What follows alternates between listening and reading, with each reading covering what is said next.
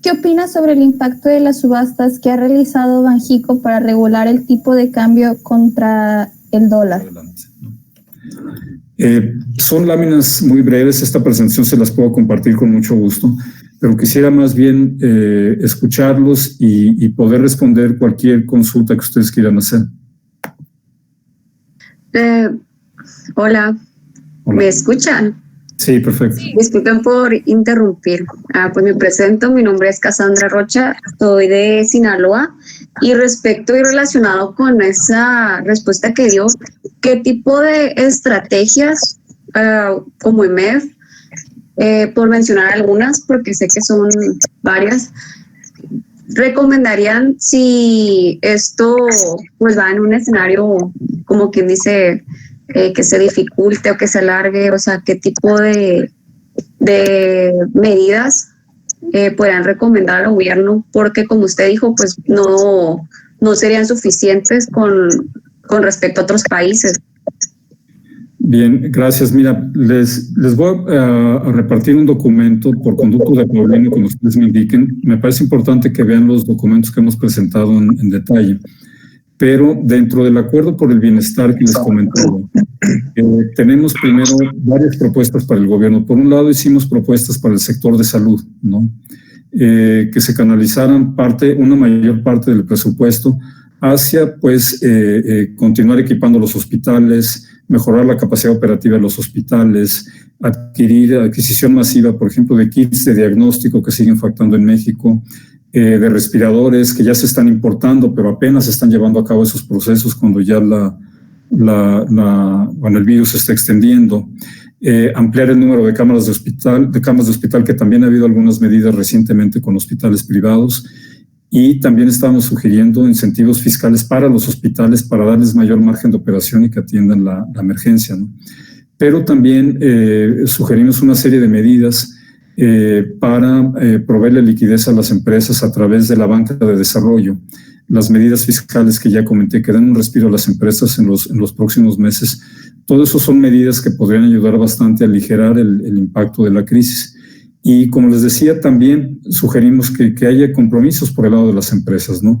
Que se proteja el empleo, que no haya aumentos de precio por situaciones de presión de demanda o falta de oferta de algunos productos, colaborar con las autoridades para que no haya desabasto en bienes de necesidad básica principalmente, proteger salud de empleados en general, ¿no?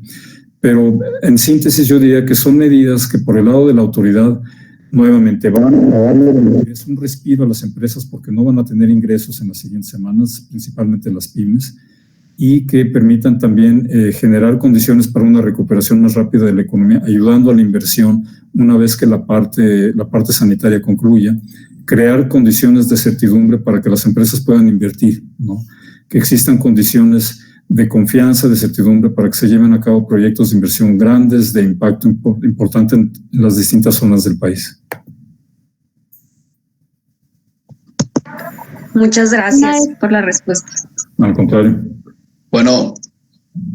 Maestro, tenemos otra pregunta. Maestro García Lascura, mucho gusto. Soy Víctor Corral.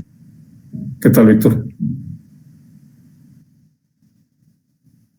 Resulta que me gustaría saber si puede responder alguna pregunta siempre y cuando usted tenga el tiempo como para hacerlo. Sí, adelante. Si les parece, dos preguntas más, ¿les queda bien? Sí, claro. Sí. Me gustaría saber, o sea, esta pandemia nos ha dejado en claro que las cosas no son para nada seguras, pueden cambiar de una noche para la mañana, eso es más que verídico. Sin embargo, a pesar de haber tantos sectores aquí en el país que previamente a la pandemia no se apoyaron, siento que debido a esa escasez de apoyos que se les dio de parte del gobierno, de parte del gasto público, lo cual no se hizo debido a esta administración, no podremos sobrellevar la pandemia, no podremos sobrellevar la crisis económica que se avecina después de que la pandemia termine con éxito. Sin embargo, personalmente, ¿usted qué sectores recomendaría apoyar? Ya sea los primarios, secundarios y terciarios, no hay problema de ellos. Sin embargo, ¿qué sectores usted personalmente invertiría después de esta pandemia? Porque hay muchos, por ejemplo, el de salud, el de industrial, el de turismo. Antes, ¿cuáles son los más importantes en los cuales este gobierno debería implementar nuevas políticas, pues, tanto monetarias como fiscales. Mira, el tema es que si hay algunos sectores que no se van a ver afectados negativamente, incluso pueden verse beneficiados durante esta crisis. Por ejemplo, el sector de salud puede tener algunos beneficios, telecomunicaciones, sectores relacionados con la distribución de algunos productos pueden verse no tan impactados.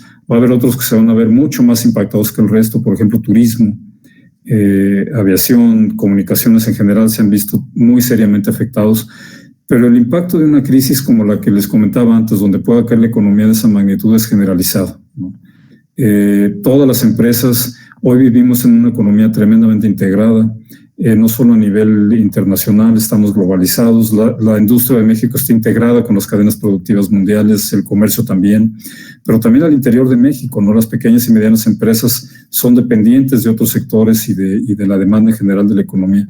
Entonces, realmente es muy difícil prever cuál de ellos va a repuntar antes, ¿no?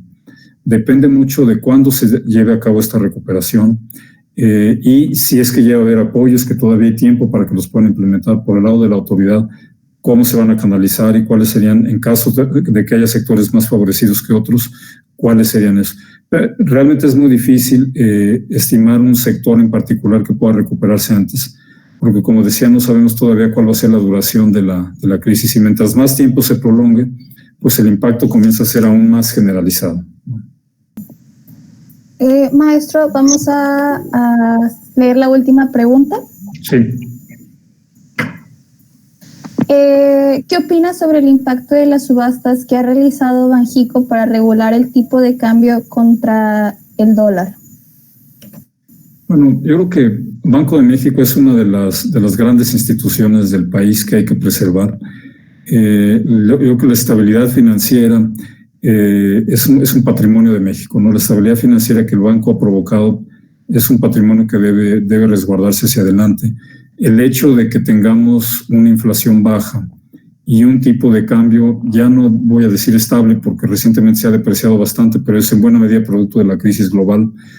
El Banco de México tiene una gran función a desempeñar para regular los mercados y consideran varias variables que es necesario contemplar en las decisiones que hace el Banco de México. Primero, el atractivo de México como destino de inversiones. Ellos pueden decidir mantener las tasas de interés más altas o más bajas, las tasas de interés reales, y con ello generar atracción, demanda por el peso mexicano y que genere recursos, atracción de recursos para el país.